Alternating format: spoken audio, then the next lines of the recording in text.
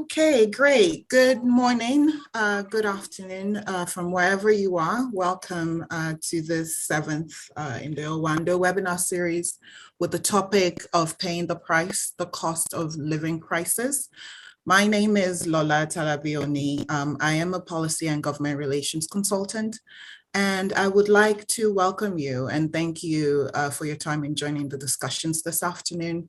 I think it will be a very insightful one and a very exciting one. And I cannot thank you enough for your presence.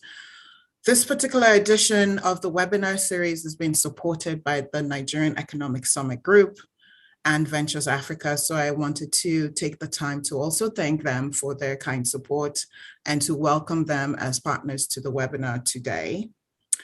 For those who are not familiar or who are joining this series for the first time, the Owando webinar series was launched in April 2020 as a kind of response to the global pandemic. At the time of uncertainty, Owando felt it was necessary to provide an avenue to discuss some of the pertinent issues of the time, how this once in a lifetime event was going to affect our economies, our societies and businesses, and how do we start thinking about management, recovery, and building back better.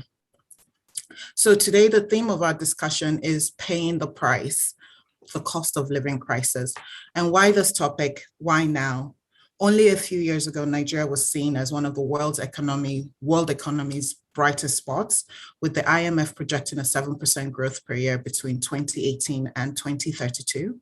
Since that time, however, Nigeria has fought off a recession in 2014/2015, brought on by the country's vulnerability to global oil prices and the effects of worldwide lockdowns and restriction of movement in response to the pandemic has also wreaked its havoc on the economy. The economy shrunk by 1.92% in 2020, the most profound contraction recorded since 1983. And the World Bank warned that a projected 2021 per capita growth rate of 0.1% would take us about 50 years to get back to the income levels of 2019. Unemployment and underemployment remain at 56.1, meaning that households that are already vulnerable to economic shocks are squeezed further by the lack of jobs and constraint to enter more formal and unstable retail, trade, and agricultural jobs in order to make ends meet.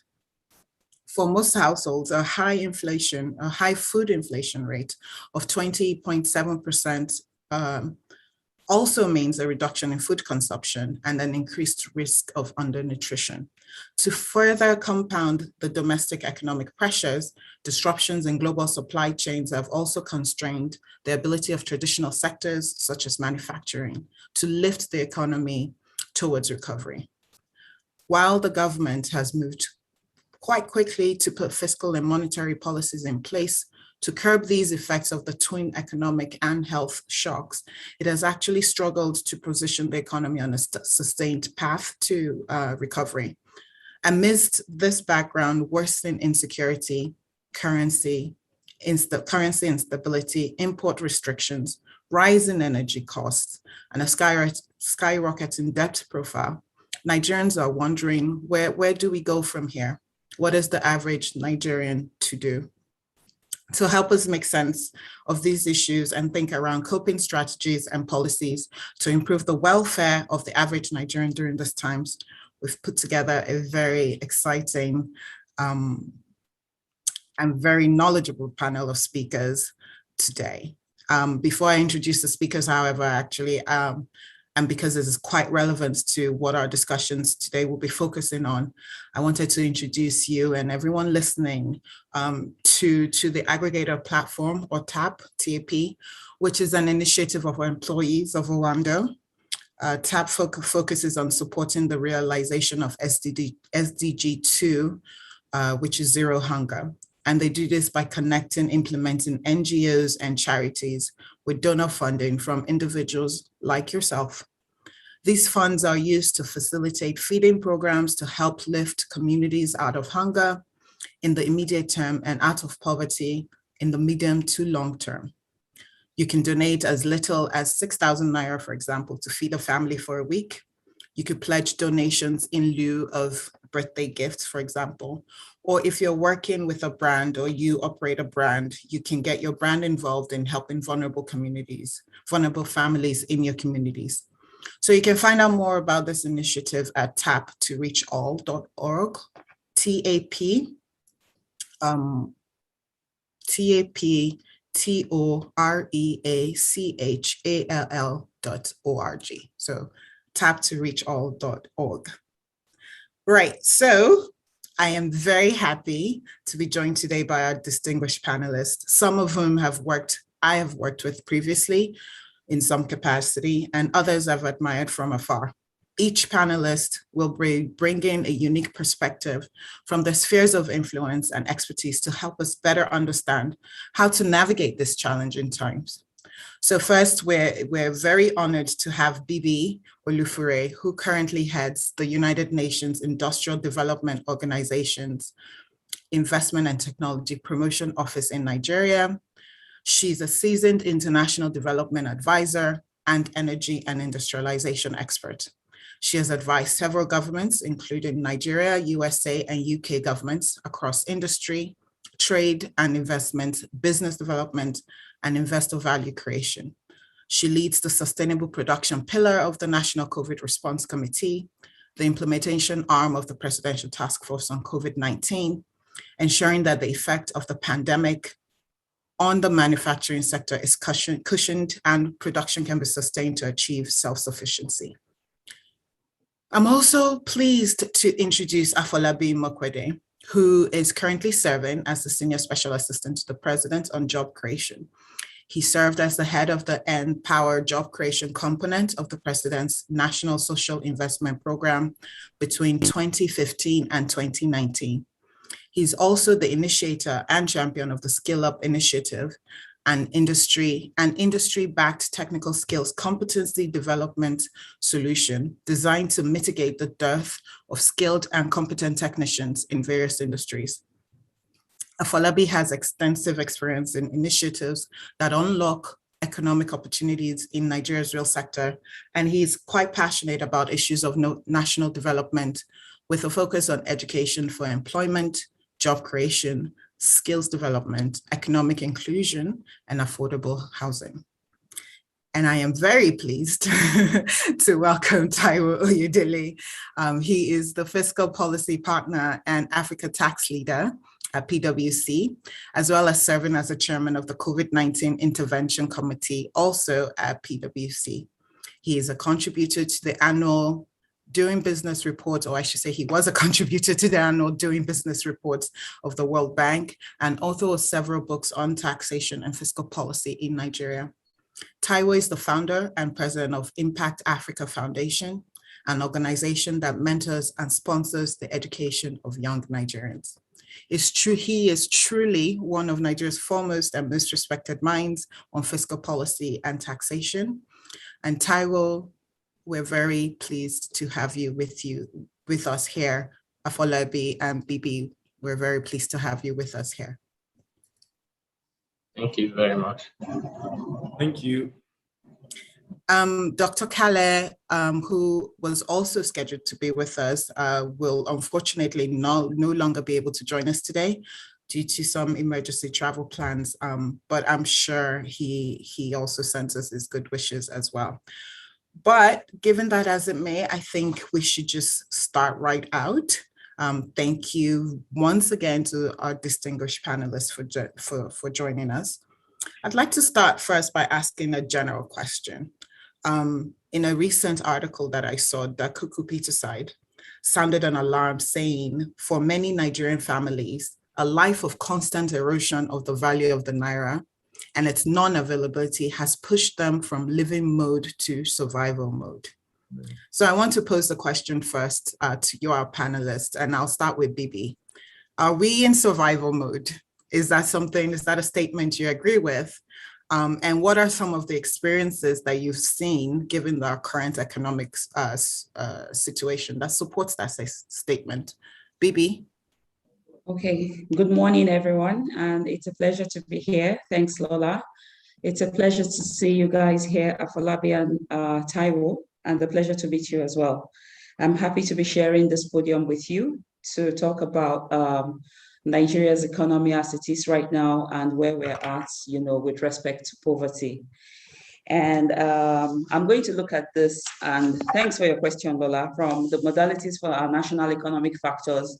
We're all aware of what happened during COVID and what is currently happening. That from looking at it from, first of all, from our largest resource revenue generation sector, we saw oil prices dropping by almost 60% or more. And as a result, this is 80% of our revenue. We have its effect on our economy, is really massive, or was really massive at the time. And one of the key vulnerabilities that this showed us was that even though we had World Bank statistics showing that 40% of Nigerians lived under the poverty line, it showed that 80% of the rest of the 60% were just floating above the poverty line. And so that exposed the vulnerability that it was very, very easy for our middle class to sink and disappear completely. So when you are looking at it in terms of the wealth ladder rungs, we have the top echelon of, the super rich, and then every other person is actually just in survival mode. So indeed, I agree with that. And it is our reality. And I'm happy that we're having this conversation, because I've always been of the opinion that if we do not face the issues that we have pragmatically as Nigerians, we will not be able to model the right solutions to solve them. Right. So we need to speak the truth. And I hope that we have enough audience today that will be able to help amplify this truth and catalyze the change that is required to get ourselves out of this, cyclic poverty. It's called, there's something which somebody said, called it, I think it's an integration. I think, let me see my notes, wallowing in the intergeneration cycles of poverty, let's put it that way. And we know that even since independence, we've just always been here, probably even worse than where we started from in 1960. And we as a people, with our power, the potential of the youth, with more women that we saw coming out into commercial businesses during COVID, we can actually turn things around, and we will turn things around if we're deliberate enough. So that's my suggestion. Thank you, Bibi. I'll go to Taiwo. Are we in survival mode? I'll say we are barely surviving. So the vast majority of Nigerians, it's tough. Sometimes there's no hope of where the next meal will come from. And that's indeed the majority of Nigerians, that's the experience. So again, the question is, why are we here? So of course, every single country on earth has poor people, but should we have them in these large numbers? At some point, and I believe it's still the case, we were the world capital of poverty capital of the world. We actually, in absolute terms, overtook India. So this is a country of over 1 billion people, and we're just 200 million, and we have more people in absolute terms than any other country on earth. This is not a country where you can't plant and be able to get fruits or proceed or produce. This is a country that is blessed with almost everything you can think of, yet we can't even feed ourselves. So some reports have it that as of last year, Nigeria was the #1 country in the world. I think it was the World Economic Forum's report in terms of the percentage of household income that is spent on food. That percentage is quite high, over 50%, right? And when you disaggregate it, because in that 50% is where you have the billionaires in dollar terms. So the percentage of what they spend on food is 0.0000, and when you're tired, you put 1% at the end of it. But when you disaggregate it at the bottom of the ladder, you have Nigerians who are spending 100 to 120% of their household income on food. Now, how do you spend 120% of your household income on food? It's because the household income is not even enough. You have to borrow or buy food on credit. You have no hope of how to pay back, but you have to survive. And for many households, it's just one meal a day. Sometimes it's just for the kids. The parents don't eat in a whole day. So this is very difficult. And the question is, why are we here? What business do we have as a country being in this situation? And a lot of it, you can blame it on so many things, but I think at the end of the day, it comes down to leadership. If we do not have the foresight, if we do not have the ability and the capacity to ensure that our people have the very, very basic needs, which is really food will be one, and then security, and then shelter. As a country, we are failing ourselves if we are unable to provide that. In fact, a friend was saying to me that if you're looking at a failing state, many people tend to think is when you no longer have a government. You're almost like Somalia or some other countries like that. That's one way of looking at it, but that's maybe just in the extreme.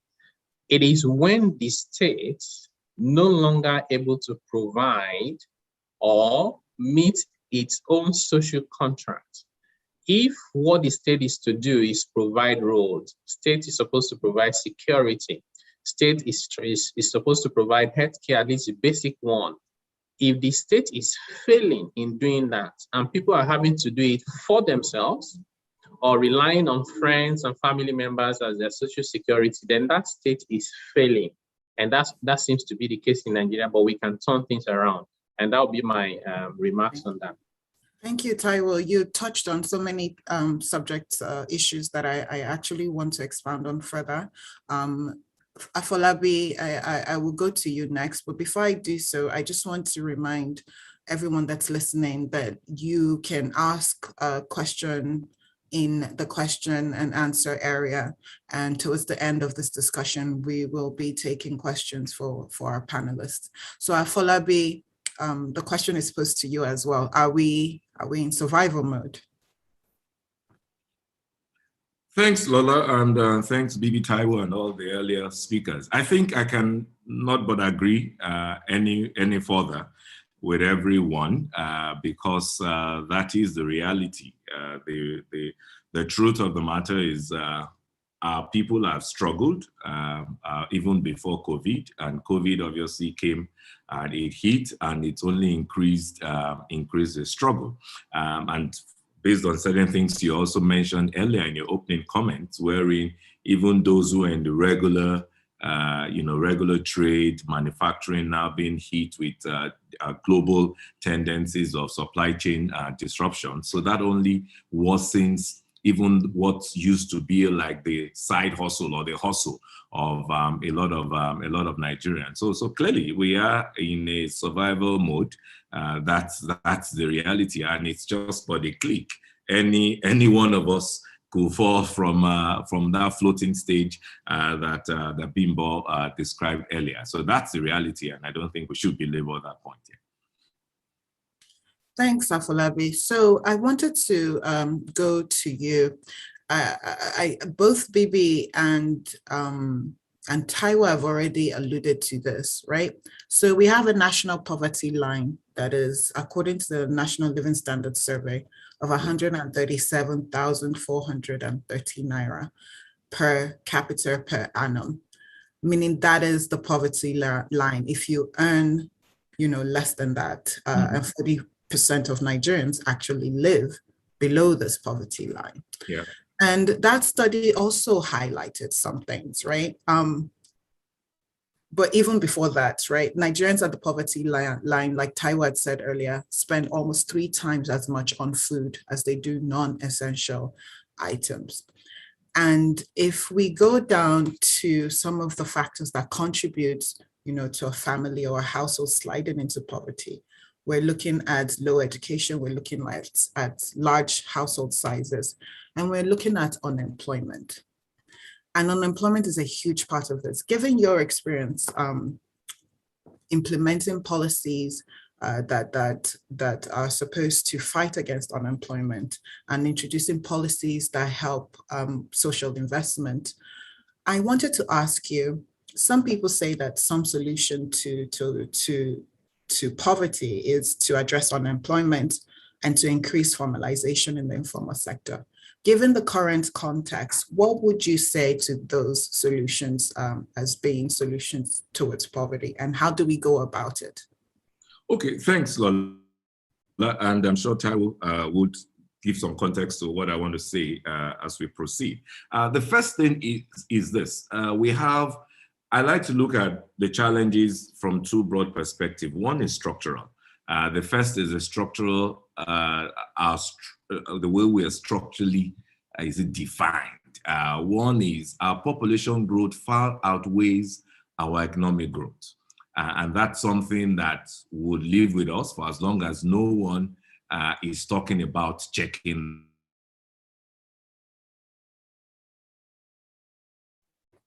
I think we might have lost Afolabi while we wait for him. Perhaps. Oh, are you back? I can hear you.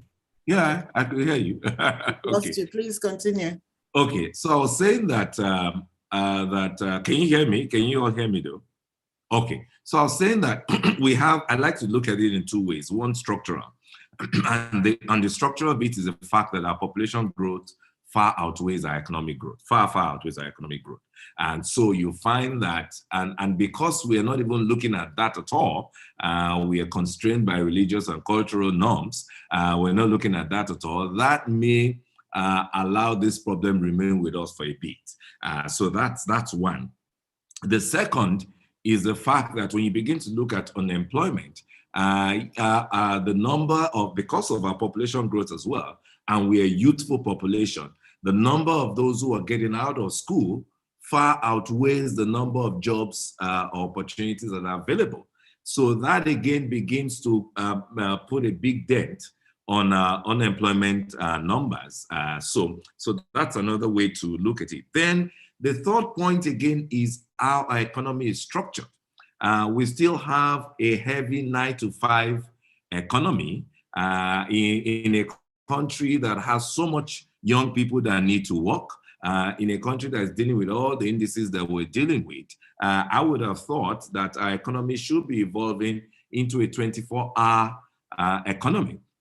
But again, we don't have that. So those three are, in my view, what you call structural.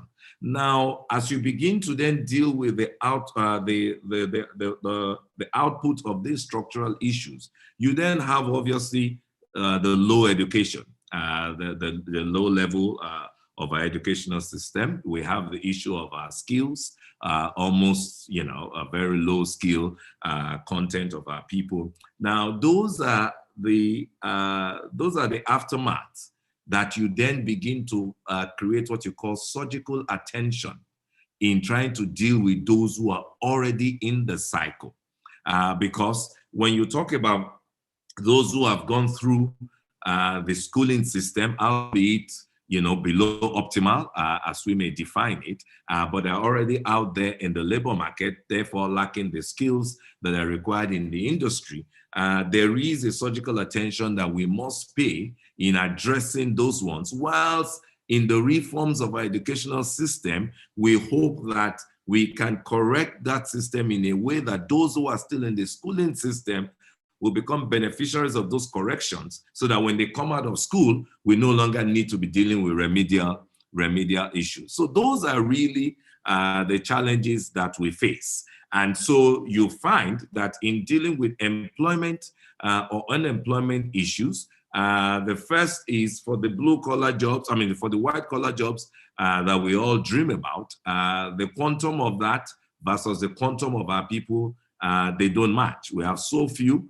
of that versus so many of our people. But then, even for the few, our skill set matching is it's dysfunctional because the industry is looking at a set of people that they want to hire. Our schools, our systems are not training for the set of people that our industry want to hire. So even with our quantum of people out there in the market, you find that we're still not able to get our people to jobs, to the point that we have to bring in a lot of expatriates. So that's one. Now, for the blue collar, which I believe we must really begin to channel a lot of our people towards, especially those in the bottom of the ladder and upwards, we need to obviously continue to do what we do in our TVET system, the technical vocational educational system. So let me stop there for now. Thank you.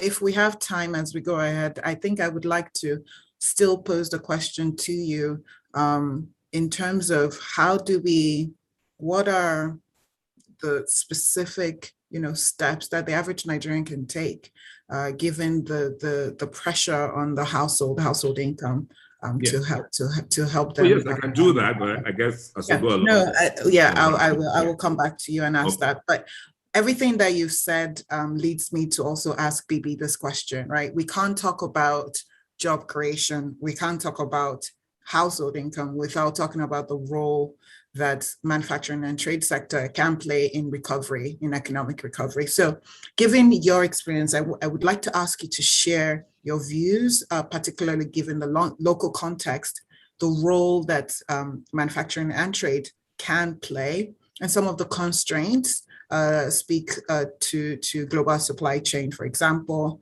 and how that can be mitigated in our context. Bibi.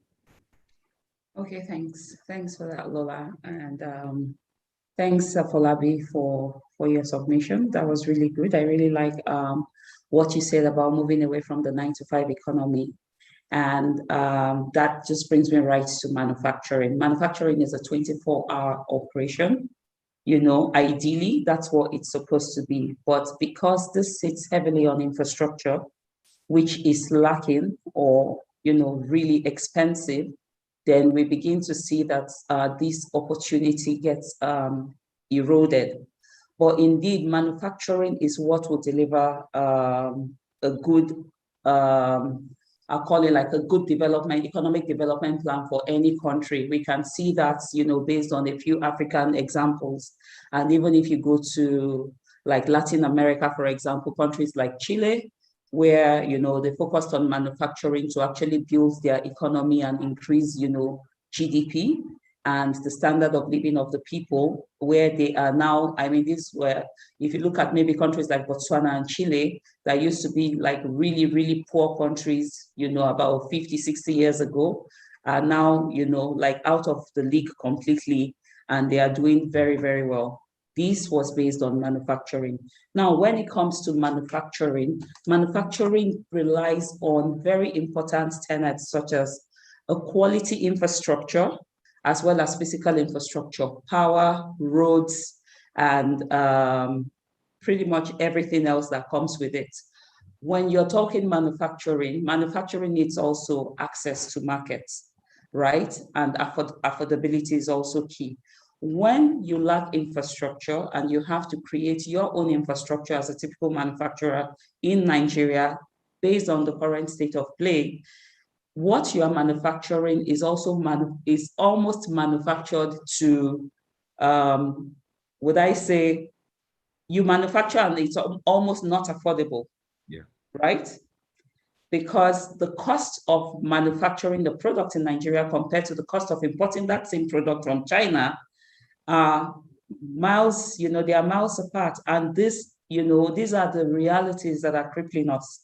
These are the realities. We have a lot of youth that are unemployed because our industries are operating 9-to-5. If you go to Oba Akran, it's quiet on Oba Akran at night. Industrial parks don't sleep, right?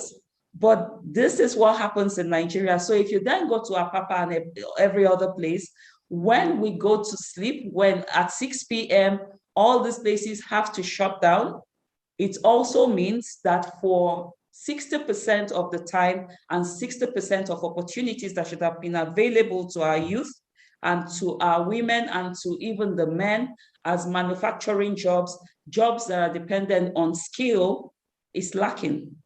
Another reason why manufacturing is suffering is something that Falabi also mentioned. We have moved over the past 40 years into thinking that to be gainfully someone in Nigeria, you have to have a white-collar job. So we have dialed down on skill development, technical and vocational skills that are actually, the fulcrum of economies everywhere else in the world. we now see that we're beginning to import skills, technical skills, vocational skills. If we need good artisans, we have to go outside the country to get it. We have killed the whole idea of the City and Guild certification, which we should have embraced and adapted and created our own, local quality structure and certifications around skills that will deliver what we want. We know exactly what we want as Nigerians, I believe that.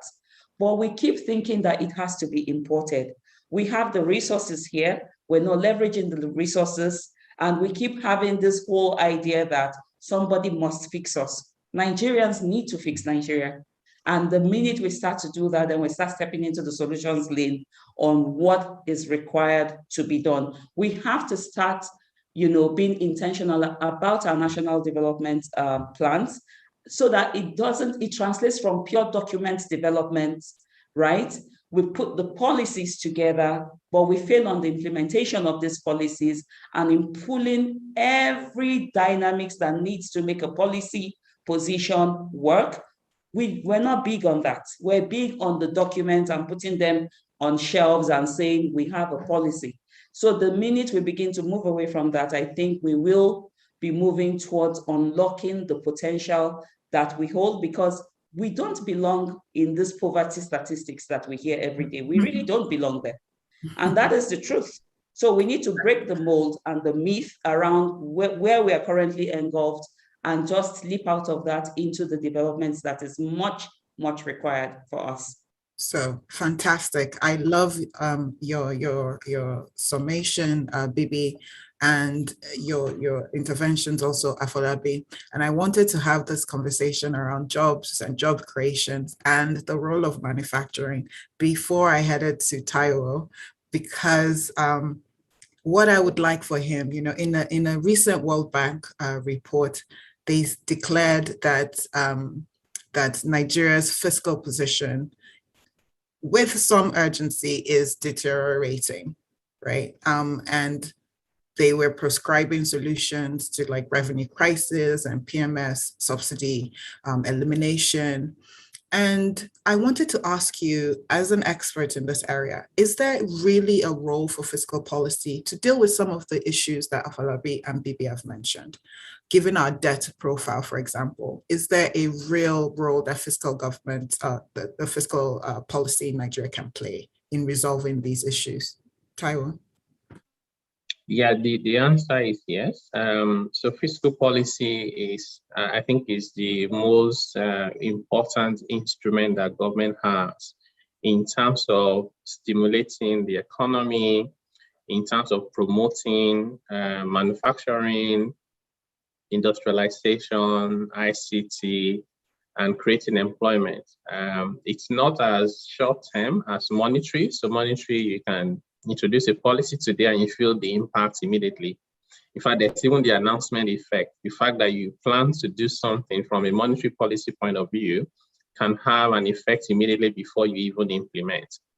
For fiscal policy, it's more medium to long term. And that's why you have to be intentional about it. So fiscal policy covers, what do you do with taxes? Should I raise taxes? Should I reduce them? Should I give incentives? Should I give waivers? And it has to do with spending. So the money that I have as a government, how do I spend it? Where should I spend it? How do I prioritize my spending? And then even debt. Should I borrow? Should I print, Naira and spend? So the truth of the matter is there's a lot that Nigeria can do and accomplish using fiscal policy as a tool, both to create employment, to stimulate economic growth, and to support industries and industrialization. If you look at the makeup of the Nigerian economy today, it's predominantly a service economy because the service sector contributes more than 50% of our GDP. And there's nothing wrong with that, except that you would normally expect a country to move from primary produce of agriculture to a bit of industrialization before you move to services. We seem to have skipped it. Now, what we then need to do is to make the best of what we have, where we are now in our stage of development as a country.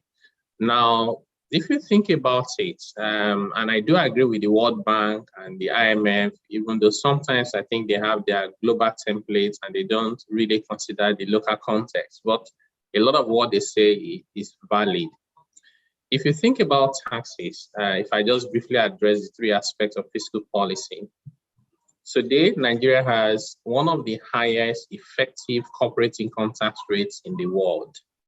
You pay corporate income tax of 30%, you pay education tax of 2%. Whatever is left of your profits, you give it to your shareholders, you deduct withholding tax of 10%. If you aggregate, that's about 39%. In fact, on top of that, many companies will have to pay information technology tax, right? You have recently police tax was introduced. We just discovered, actually, sometimes last year, there was a tax on science and technology and engineering. It was enacted before I got into university. I think it was in the 70s, and everybody forgot about it, and they brought it out because they went and visited the president. You have a bill that has just been passed at Senate, is to introduce another levy on companies for what they call tertiary healthcare fund. And I said to myself, you know, I don't know whether anybody is adding up these percentages. It will soon exceed 100%.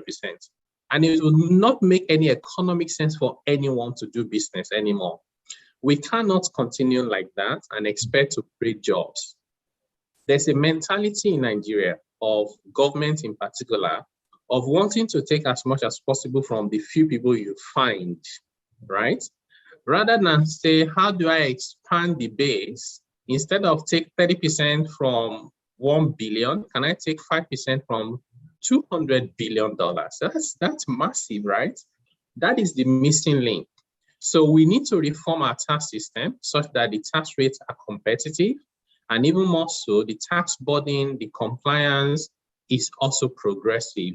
Nigerians, the poor people in Nigeria today bear a disproportionately higher burden of taxation than any other country that I can think of, even within the ECOWAS sub-region. And that is not sustainable. You cannot give what you don't have. If the people that are paying personal income tax are the people earning PAYE on salaries of 50K per month, you can't be prosperous as a country like that. South Africa just released their report for last fiscal year, and they generated tax revenue of about 40 trillion naira equivalent, 40 trillion equivalent. Personal income tax alone was about 14 trillion naira. And they have exempted their poor people from paying personal income tax. Nigeria has never generated 1 trillion naira from personal income tax. Why? Because we are taxing the people earning 30K and 40K up and down, right? Like we say in Nigeria. That's the problem with our tax system. We need to fix that. And on spending, we also need to get our priorities right. We are not spending like a country that is having financial crisis. Yeah. We're spending like everything is normal. In fact, we're spending sometimes like the US should spend.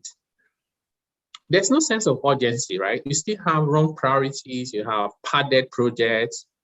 You have frivolous spending. You have extravagant events being organized by government. You have people traveling abroad to go and have meetings they can easily have online or have in Abuja or Lagos. You have government still trying to borrow, maybe they have actually borrowed, I should say, about $1.5 billion to fix refineries that for the past 3 years, they've wasted over 100 billion naira and they refine not even a single barrel of oil. And then we suddenly think that one magic will happen and then they'll start producing and refining. They haven't done it in years. They're unlikely to do it. What we should just do is privatize it, just sell it off. Let the private sector run it. If it's not profitable, they'll close it down. No private sector person will spend 100 billion naira and produce no barrel of refined, no single refined barrel of crude oil. So we need to address that. You also have to think about the fact that, you know, some of the borrowing, I think it was last year or year before, was about $200 million for NTA. Who cares? So if you privatize NTA today, right, it would compete with the best media stations in Nigeria.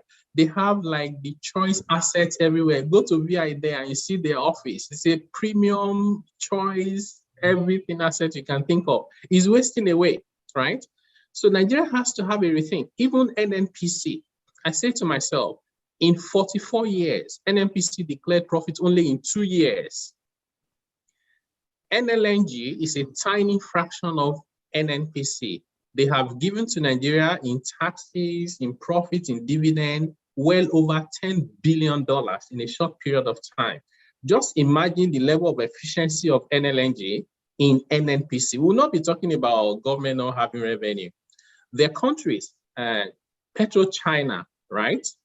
They make more money.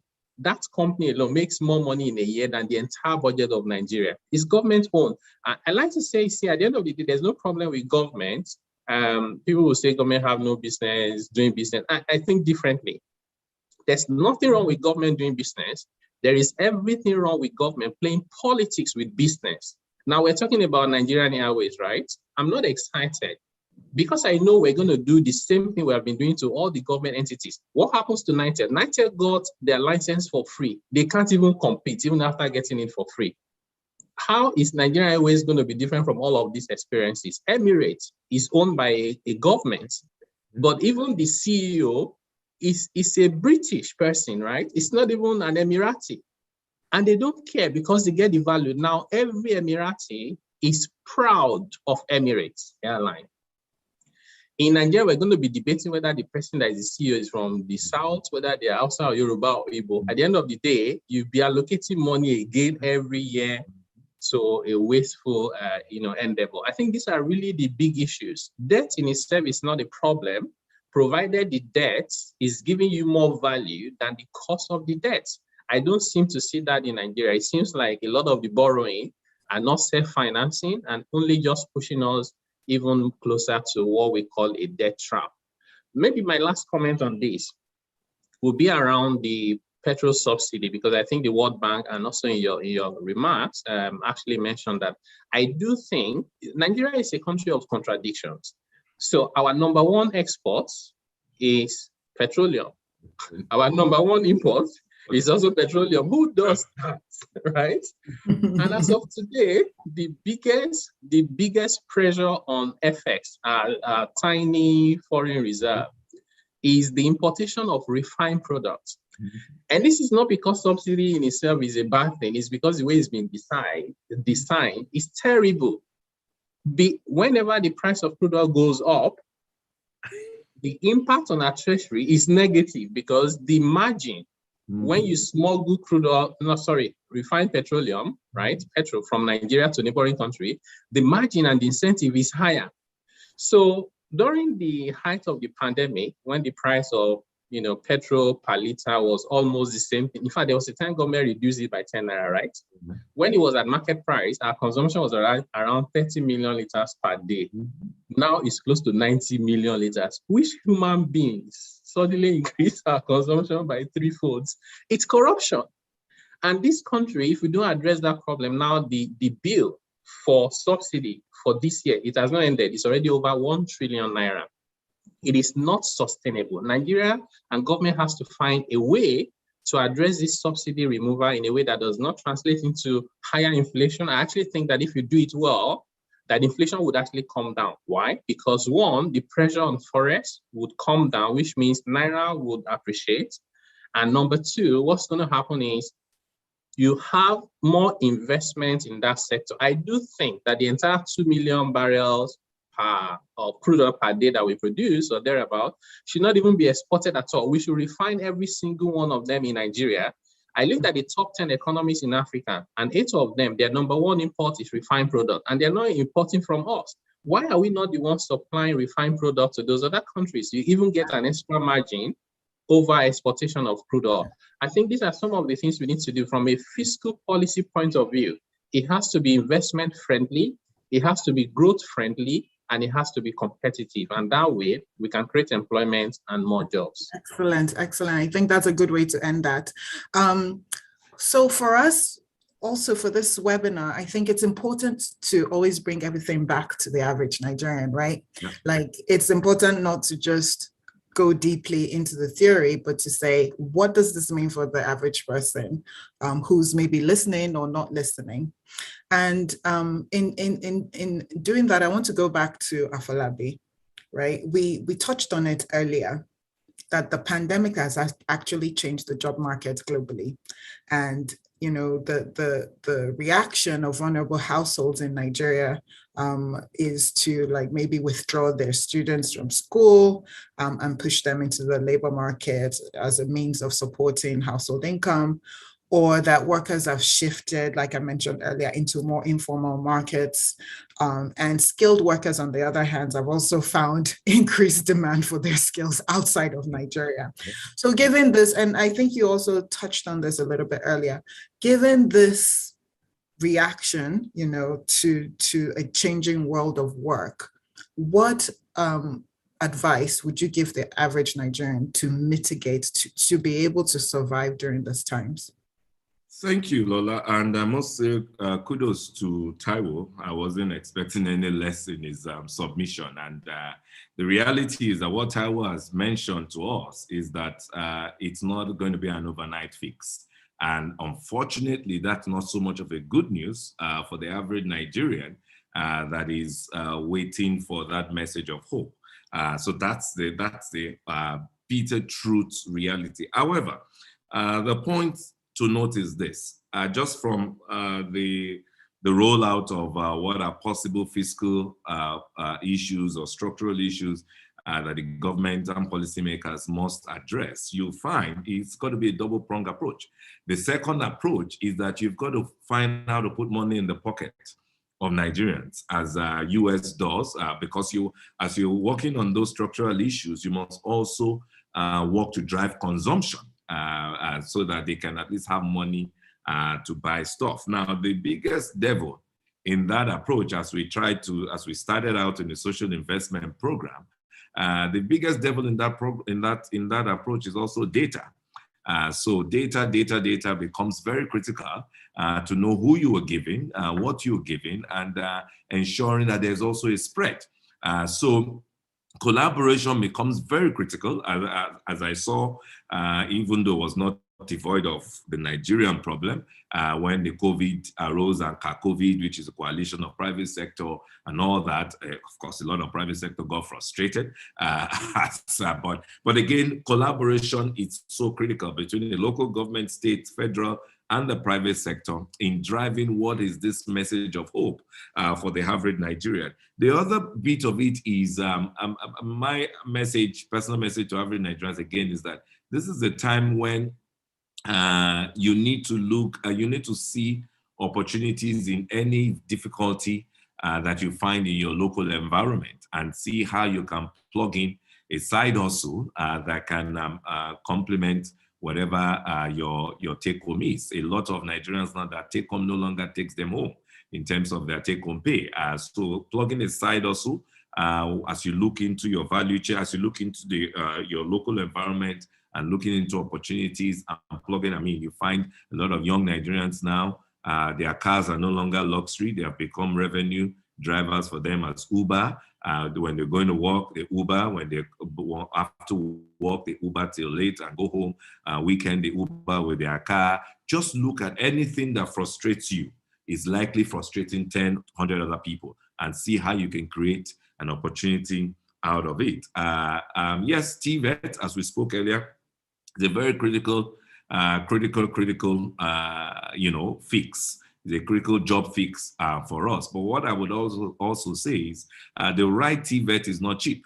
The right technical skill is not cheap. So you find that if you're trying to solve, improving income problem, they don't even have that investment to make in the right skill approach. What I hope would happen as we're beginning to think about redirecting some of the gains of subsidy removal is that we're beginning to think properly about how to create proper training vouchers, as we find in UK and other countries, wherein, and I advocated this in the past in government, outside of government, where we can restructure our industrial training fund and create proper vouchers that are backed in transparency and data for people who are really interested in gaining skills in that area. The last but not the least is the role of technology. In the advent of my work in the first term, with the government on social investment. We focused on critical sectors like technology, agriculture. Those were really the two keys, and construction. And construction, we focus on some TVET, rebuilding and TVET skills in that sector.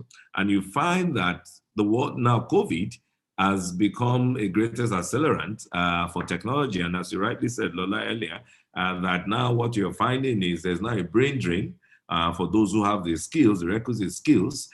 Some are sitting here earning dollars because they're working out, and some are carrying themselves. In the last few weeks and months, I can't tell you the number of people that I know that have immigrated to Canada and any other country.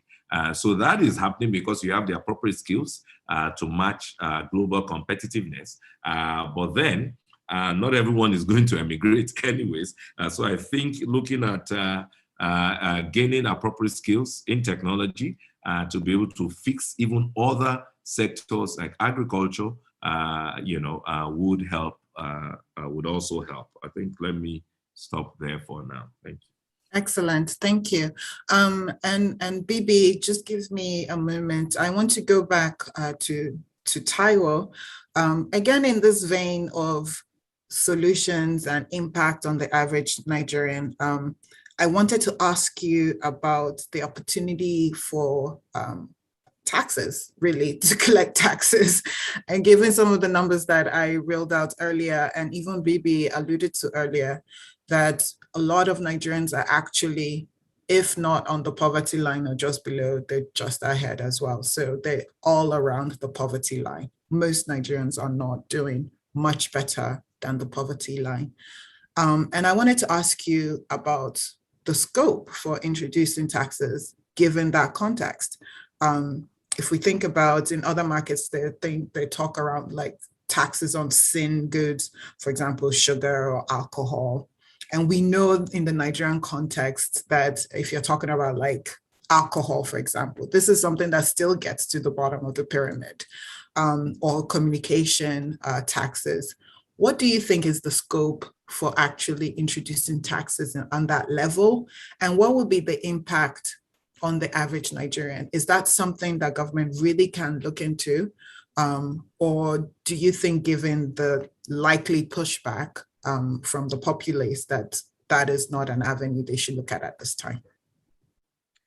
Yeah, thank you. I think this is one important area to always consider local context and our circumstances, and not just copy and mimic what is being done elsewhere.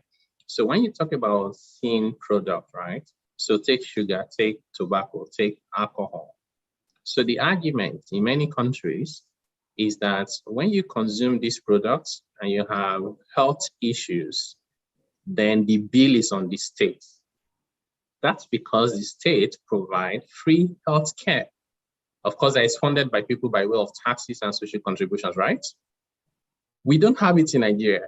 So if I take anything, if I take too much sugar or alcohol or tobacco and I have a health problem, it is me and my family that will deal with it.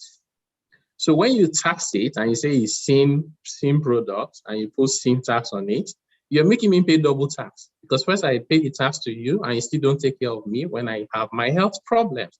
So our circumstances in Nigeria, very different. We should not even be talking about sin tax at all. We should just focus on we want to raise revenue. That's the only way we can be sincere with ourselves. Now, let me now address the aspect of raising revenue. One, we have to be mindful of the fact that taxation is how government shares in the prosperity of people and enterprises. One of the analyses on social media and on the internet was Elon Musk. Elon Musk, just by crystallizing his share options that he sold, his tax bill was somewhere around $15 billion. One person. But does Elon Musk care? No. If you're worth $300 billion, 15 billion is not a big deal. Dollars, not naira. Nigeria has to focus on how do we create prosperity for people and for businesses, and then take a fraction of it in taxes. Whether you're thinking about sugar tax or alcohol or tobacco, you have to always think about the entire value chain, right? Even to make beer, there's the element of it that comes from a Greek, Baileys, for example. When you finish making it, there's the output of it that goes to the entertainment sector that is struggling because of COVID protocols and all the rest. You have to think about the capacity of that sector to employ people. As of today, manufacturing is less than 10% of the Nigerian economy. You need manufacturing to create employment. Out of manufacturing, when you disaggregate it, food and beverage is the largest contributor to it. If you impose more taxes on them, bear in mind, these products are not the most basic in this world, right? So if I can no longer afford a bottle of beer or a bottle of Coke, I'll move on and go and buy Gary and hope that one day I can afford a bottle of beer. What that does is demand goes down. They have to sack people. They can't survive. They can no longer. Bear in mind also that their cost has been rising. Transportation cost has gone up significantly. Clearing anything at the port is rocket science. A report that I read recently, even by the World Bank, shows that it's 500% more expensive to get through the borders in Nigeria and clear anything that it is in the US, right? So costs are going up. These guys can't even get FX to import their raw materials, or they're getting it at black market rates. So margin is seriously under pressure. If you add taxes to it, we're going to be reading in the newspaper subsequently. They relocated to Ghana again and other places. That is not what we need as a country at this time. I do not think that government should focus on raising new taxes, introducing new one, increasing the rate of existing one. That is a counterproductive strategy. Where Nigeria will make money from, and I think that money is plenty, Nigeria can increase its revenue base today and generate revenue more than 200% increase in a matter of 1 to 2 years. What you need to do is data and intelligence. You have 2 houses here, you have one in Dubai, your dorm account is swimming in money, right? People are closing contracts, whether it's legitimate or not, and they're not paying taxes. And you're chasing people with PAYE. Now, if you use data and intelligence, when people have money, whether it's legitimate or not, they do 3 things. They spend, they save, they invest. Just track all of it. It's even easier now with technology and COVID, right? So when I buy a car, the state will register it. When I buy land, I go to the state. When I want to travel abroad, they give me passport. I buy FX from them. Almost everything you do in life, even with your ATM card, to open a bank account, you need the state to be involved. CBN knows. Just connect the dots and see that people with ability to pay that are evading taxes in Nigeria are unbelievably high. Those are the guys you need to target. Collect the money from them because they can pay, and use that money judiciously to stimulate the economy and support the vulnerable household. Otherwise, even this conversation around insecurity will continue to escalate. When people don't have any hope as to where the next meal comes from, nothing else is rational to them. They can't even think straight, right? Give them 2,000 naira, they will kill. Because the human instinct is to first and foremost survive. That's why countries think about protecting their most vulnerable. It's also selfish because when everybody is safe, you don't need all those big fences. All of us are living in prison, as we say. I think it was my friend Bismarck that says that the poor cannot sleep because they're hungry, and the rich cannot sleep because the poor is awake. So we are all of us are in this together. We need to fix it. I think that is a somber note to take with us. I want to go to Bibi now, just very quickly before I open it to the questions that have already been asked.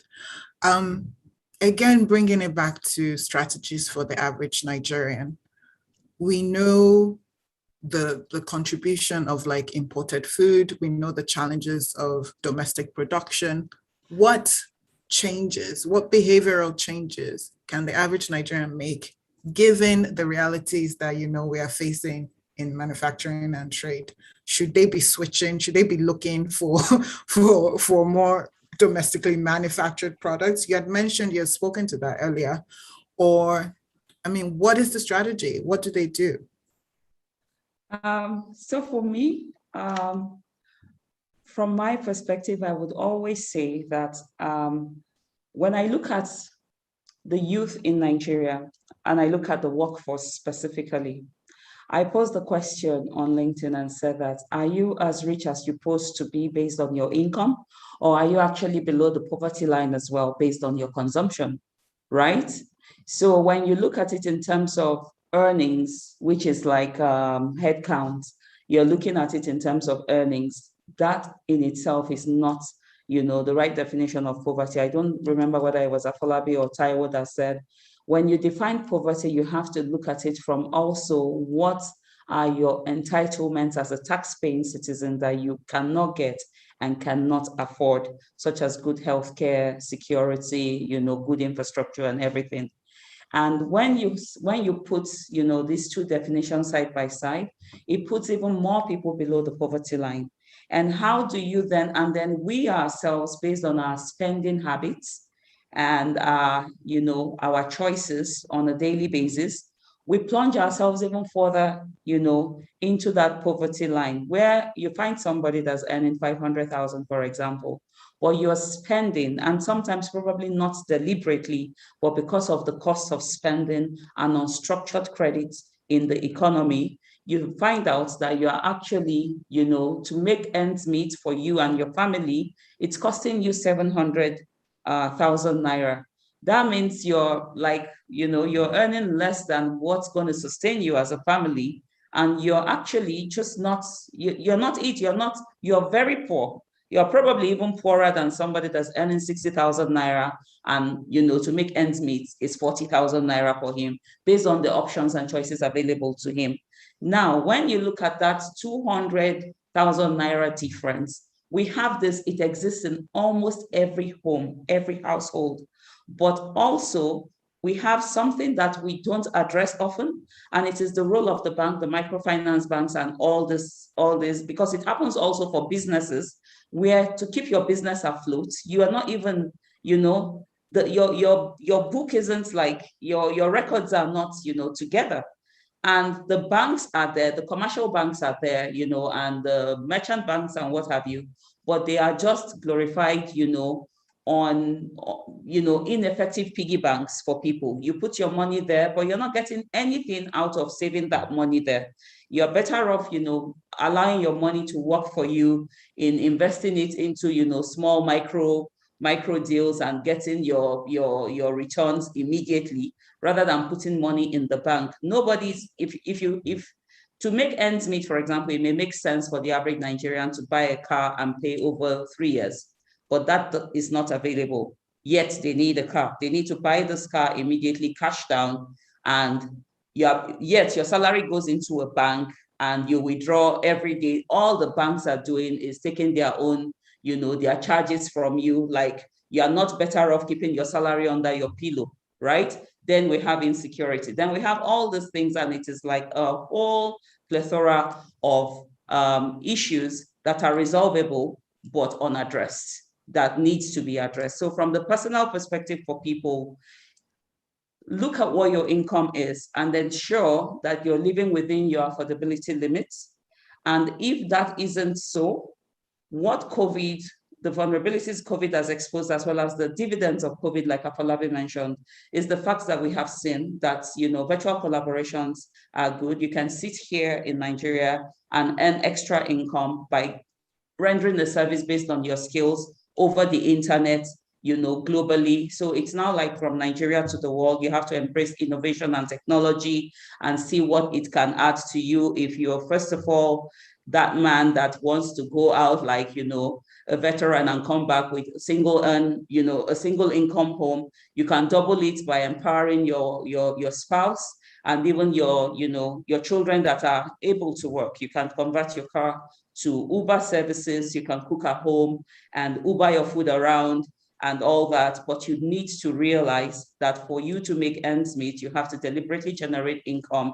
And if that is not coming naturally from the structures of the system within which we live in, you have to create your own structure that is sustainable for yourself. And if we begin to have this, happening all around, I think we will actually indeed have an economic recovery that is better.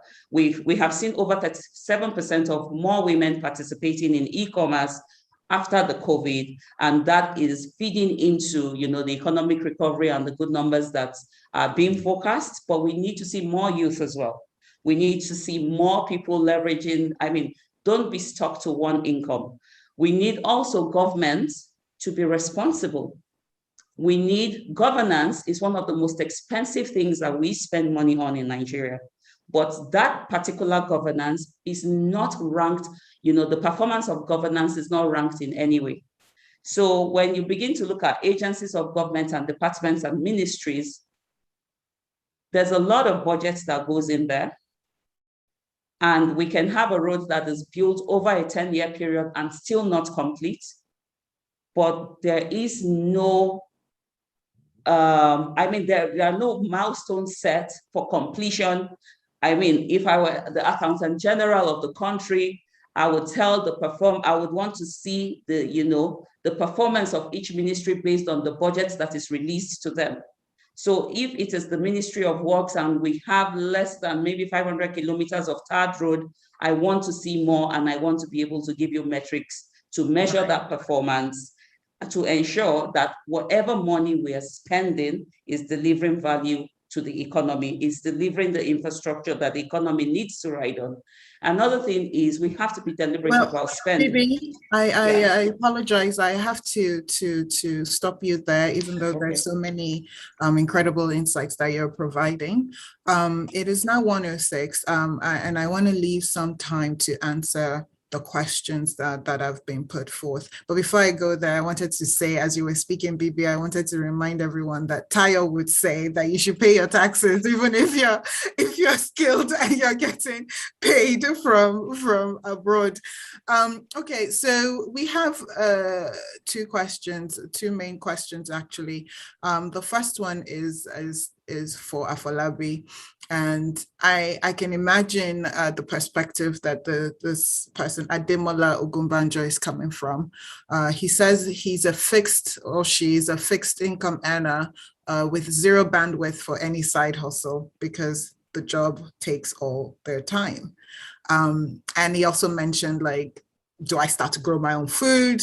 Am I homeschooling my children? Am I to move to a village outside of Lagos where there's no effective transportation to make this a viable option without losing my job? So he's saying, what are practical things that they need to do to stay ahead of poverty, given some of these challenges? And I would just ask you to keep your responses quite brief, maybe 2 or 3 minutes before we move on to the next question. Afolabi. Okay, thank you. Demola, I'm sure, thank you. I'm sure you've listened to us from the beginning of the session. So the reality is, I think Lola just alluded to my answer, and that is where you are not able to pick up a side hustle or to structure in a side hustle to increase your income, then look at how you can do that with the other members of your family, whether it's a spouse or grown kids that could also increase the family income. That's one. The other bit is we all know the various aspects of other people's money working, having our money work for us, whether in other types of investments where you can no longer, where you cannot personally partake, like Lola also mentioned, in some small businesses where you invest and you can get some type of returns. That's it. I think the third thing is also what we're all saying about just trying to work and live within your means. Most of the points he or she has alluded to is that the things that Taiwo had mentioned and we've discussed, and there are things that would require some mid to long-term resolution to be able to bring down inflation, lower the commodity prices, improve infrastructure wherein you can then move to your village and there's a fast train, thereby decreasing your own living standards, income, and the cost of your own living standards. So I think ultimately what is important is, whilst we hope for a better Nigeria each day, which is the reason for this webinar, you must also look practically into what you earn and try to ensure that you can keep afloat, as most Nigerians are trying to do. Thank you. Thank you. Thank you very much. The next question is directed towards Taiwo. they've complimented you and said you have a strong, that was strong contribution in the area of tax. And they're asking how the government can help. How can the government help on reducing the tax? Because according to them, they have not received any gain from all the taxes they're paying. And I think an important part also is about the documentation on tax or documentation on expenditure. So I don't know if you want to give this anonymous person some assurance or direction on that, Taiwo. Yeah, thank you very much. So I think I'll say government has been taking steps in the past 2-3 years or thereabouts since we started working on the finance bills. So there have been 2 finance acts, and there have been deliberate efforts in those laws to try and reduce the tax burden on the poorest people. So a number of us continue to advocate for this. You would imagine that we now have exemption for minimum wage earners from personal income tax of 30,000. We didn't used to have that before. We now have a threshold of 25 million turnover. If you run a small business, you don't need to charge VAT. You don't need to pay companies income tax, right? If your turnover is within that range. And I think it's a good first step. I know those thresholds are still very low, but as Nigeria is able to build its fiscal buffers, then those things will go up. So to some extent, there's something being done. I would then say, as we continue with this advocacy, for as many of us that are able to do it, on the individual side, what you need to do is to plan your affairs. And I always say to people, I can make a lot of money in Nigeria and legitimately not pay a lot of taxes. I'll pay taxes, right? I will not pay a lot of taxes. So my wife has a small business, and because of my knowledge, we planned it from day one. Even the car I bought for her, we converted it to a business car. There's no law against that, right? Because she actually uses that car 90% for the business. With that, we can claim capital allowance on the cost of the car before we pay tax. It reduces our taxes significantly. Every single time I drive to a fuel station and I buy fuel, I've done this for more than 20 years, I get receipt. My driver knows the first question is, do you have receipts? If you don't, do you have POS? If you don't have those two, we're driving out. Because I get my fuel receipts and I'm able to claim a tax deduction on it. So you have to think about how do you optimize your tax affairs within the ambit of the law. That is very, very important, especially if you run a small business. If you're an employee who works and you just earn income, you can't control how much PAY is deducted. What you then have to focus on is, what do you do with the rest of your money? And I like the point that Abimbola made about live within your means. Make sure that your choices are the ones that you can afford. And then think about what to do with the rest. Just to build on the point that Afolabi made, which I do agree with on how do you make end means and create opportunities and all of that. So I've read a lot of stuff that say, and I tend to agree, that you can turn everything around. If you can read and write, if you're on this call, chances are that you can read and write. You can turn your situation around in 6 months. What do you need to do? Focus on a skill that is in demand, and there are plenty of them. You just go to LinkedIn and see some report that they produce every year based on about 20 million jobs. They curate it and summarize the skills that people are asking for. This is not theory. This is people have been employing people on LinkedIn, and these are the skills they're asking for. Some of it is video editing, social media, graphic design, simple stuff that you can learn, many of them for free online. Within 6 months, you become almost an expert. Then promote yourself, right? Promote yourself. On YouTube, when they banned Twitter, was when I realized people were making $10,000 average per month on YouTube in this Nigeria, in hard currency, right? Create your own opportunity. Don't just complain. Even now, there is great resignation around the world, right? Many of the advanced countries can't find people to work for them. You can work for them remotely from Nigeria if you sell yourself well. Those opportunities are there, right? I think I think that that's a good place to actually end our discussion here today. I'm looking at the time and I'm conscious that we all have other things on our agenda today. I think, like I promised earlier, that this conversation has been really insightful. It's been really good.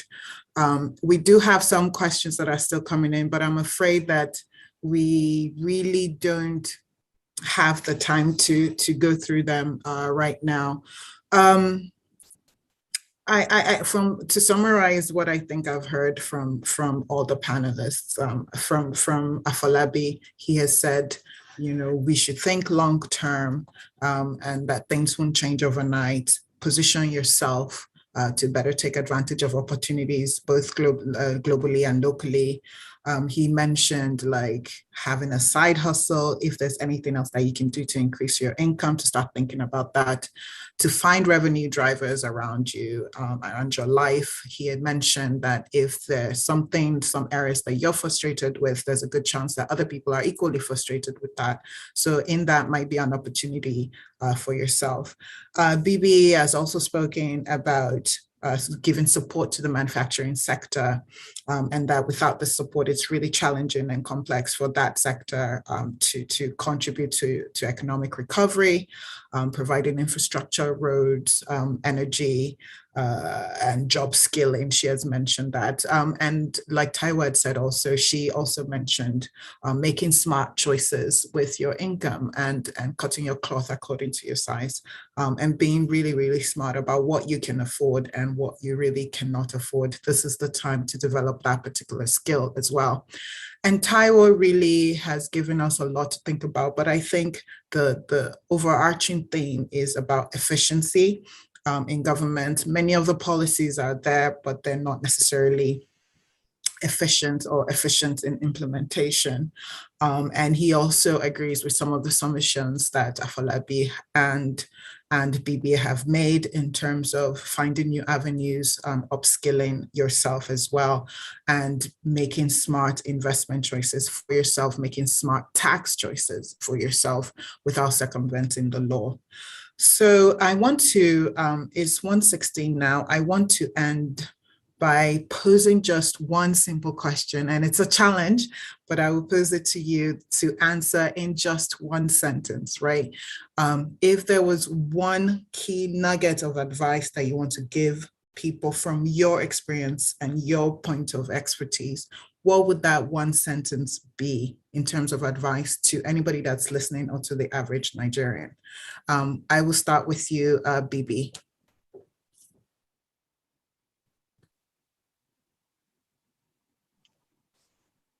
Hi, so for me, it's going to be simple. We have to leave unproductive negativity in the past. From Taiwo's submissions, we can hear that there are so many opportunities and we should embrace this and make a deliberate decision to start earning better income from now. And it's also the season for New Year resolutions. So make it your New Year resolution that 2022, there's no going back. And let go of the myths that we can't help ourselves. You can. Thank you. Thank you. Taiwo, just keep it very brief, one sentence if you can. One advice. That's nothing against you, Bibi.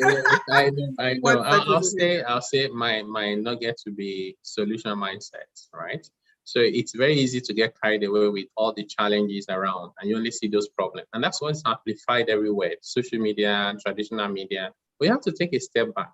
The more there are problems, the more the opportunities to solve them. The more the problems we solve, the more the ability to create wealth. So solution mindset. Thank you. Thank you very much. Afolabi, to you.